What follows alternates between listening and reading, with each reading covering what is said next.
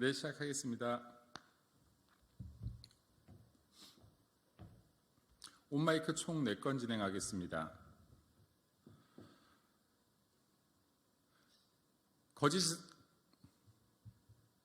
거짓에 입 벌리고 진실에 입을 닫는 가짜뉴스 제조 공장, 민주당의 공식적인 사과를 촉구합니다. 근거 없는 음모론과 배후설로 거짓 선동을 일삼다 명백한 가짜뉴스임이 밝혀지자 침묵으로 일관하는 민주당, 저열하기 짝이 없습니다. 민주당 권칠승 수석 대변인님, 정청래 최고위원님, 부끄럽지 않습니까? 모터 달린 입처럼 거짓 선동을 일삼다가 진실 앞에 개눈 감추듯 숨는 작태, 부끄러운 줄 아십시오. 썼던 논평은 슬쩍 내려놓고 사과 한마디 없는 권칠승 수석 대변인님, 본의 아니게 피해를 드린 점에 심심한 유감을 표한다는 정청래 최고위원님, 부끄럽지 않습니까? 이것이 민주당을 대표하는 최고위원과 수석 대변인의 수준이며 민주당의 현 주소입니다.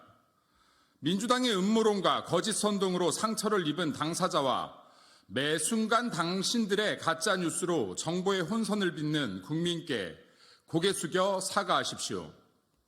제1야당을 이끄는 지도부가 고작 가짜뉴스와 음모론 따위에 기대서 정치를 하고 있으니 대한민국이 어찌 앞으로 가겠습니까? 가짜뉴스는 근절해야 할 사회악이며 가짜뉴스를 기획하고 유포하는 사람들은 정치판에 영구히 사라져야 할 악중의 극악입니다. 민주당발 가짜뉴스의 실체가 드러나면 민주당은 제대로 된 사과 없이 또 다른 가짜뉴스를 찍어내기 바쁩니다. 민주당은 대한민국의 공당입니까? 아니면 가짜뉴스 제조 공장입니까? 민주당과 강성 지지자들은 이제 강성희 의원 관련 가짜뉴스 음모론과 이재명 대표 피습 사건에 대한 여권 기획서를 증폭하기에 여념이 없습니다. 민주당 구성원들은 스스로를 한번 돌아보십시오. 국민 혈세 받아먹으면서 고작 하는 짓거리가 거짓 선동으로 극단 정치를 부추기는 것이어서야 되겠습니까? 가짜뉴스와 음모론을 기획하고 퍼뜨릴 시간에 국민을 위한 민생현안 해결, 생산적인 정책 개발에 힘써주시길 바라고 이제는 부끄러운 감정이라도 배우시기 바랍니다. 네, 이상입니다. 다음 진행하겠습니다.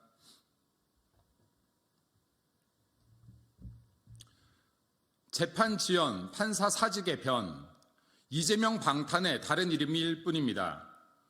6개월 안에 끝났어야 할 이재명 대표의 선거법 위반 사건 1심 재판을 16개월 동안 지연시켰던 강규태 부장판사가 사표를 냈습니다. 재판 지연 질책이 쏟아지자 사직하지 않았더라도 업무가 변경될 예정이었다는 이례적인 변명을 법정에서 밝혔습니다. 강규태 부장판사는 증인이 많아서 물리적으로 총선 전에 선고되기 힘든 상황이었다는 변명도 늘어놓았습니다. 이재명 대표 선거법 위반 사건은 지난 대선 당시 대장동의 핵심 실무자를 알지 못한다고 하고 백현동 개발이 국토부의 협박으로 이뤄졌다며 허위 사실을 공표했던 혐의입니다. 선거법 사건은 신속한 재판을 위해 1심을 6개월 이내에 끝내도록 법이 규정하고 있습니다. 재판부는 처음부터 검찰의 주 1회 재판을 요청을 거부하고 재판 기일을 2주의 1회로 잡았습니다. 재판부는 재판 시작부터 6개월 이내에 선고할 마음이 없었습니다. 증인이 많다는 것을 핑계로 재판 지연에 대한 책임을 회피하고 있지만 명백한 이재명 대표 방탄 1등 공신이라는 조롱이 나올 수밖에 없는 상황입니다. 강규태 부장판사는 검찰과 피고인에게 내가 사직하는데 예정대로 2월 2일에 재판을 진행하는 게 적절하냐고 물었습니다. 강 판사님께 묻고 싶습니다. 이재명 개인을 위한 판사였습니까? 이재명 방탄이 재판관의 명예와 무게를 내려놓을 가치가 있는 일이었습니까? 부디 이재명 대표와 관련된 숱한 재판이 더 이상 지연되지 않고 하루빨리 명명백백 밝혀지기를 바랍니다.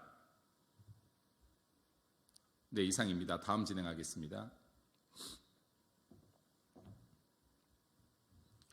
국민의힘의 1호 공약 저출생 대책은 국가 미래를 걱정하는 국민의 마음입니다.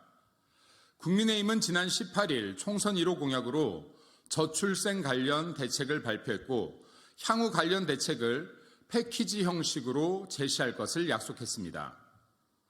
민주당도 같은 날 저출생 해결 대책을 발표했습니다.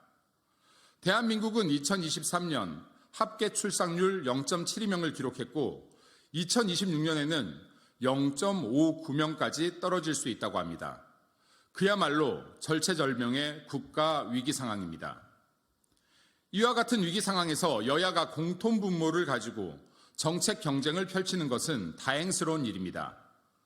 대한민국의 최대 안보 위협은 저출생이라는 외신의 경고처럼 급격한 인구 감소는 마이너스 성장과 국력 쇠퇴뿐 아니라 온갖 사회 갈등까지 불러오게 될 것입니다.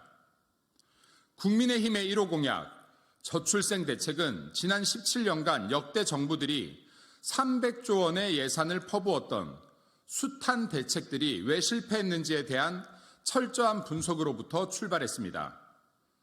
저출생은 국가 생존의 문제입니다. 여야가 따로 있겠습니까? 총선이 코앞이라도 여야가 일치하는 해법이 있다면 대화와 협상을 통해 즉각 실행할 수 있는 방안을 모색해야 할 것입니다. 국민의힘은 선거용 희망 고문 대신 대한민국의 발전과 동료 시민의 더 나은 삶을 위해 진정성을 입법과 실천으로 증명하겠습니다. 네, 이상입니다. 마지막 진행하겠습니다.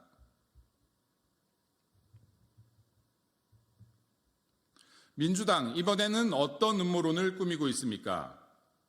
구중궁궐 같은 청와대를 나와 강화문의 국민들 속으로 들어가겠습니다. 문재인 전 대통령이 취임 때 국민과 했던 약속입니다. 문 전 대통령은 국민과 한 약속은 팽개친 채 청와대로 들어갔고 귀를 닫았고 소통의 문을 닫았습니다.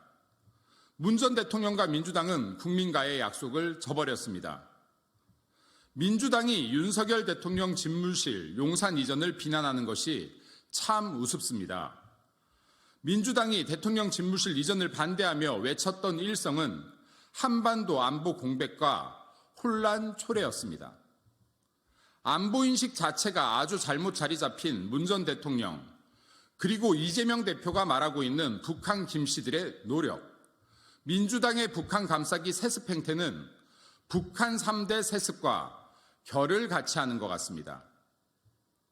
민주당은 언행일치가 되지 않고 음모론 등으로 거짓 선동을 일삼는 사당입니다. 이번엔 폭력정가를 포함한 정가오범의 국회의원의 고성과 폭력 행위까지 편들며 어떠한 음모론을 제조하고 있습니까? 네, 이상입니다. 감사합니다.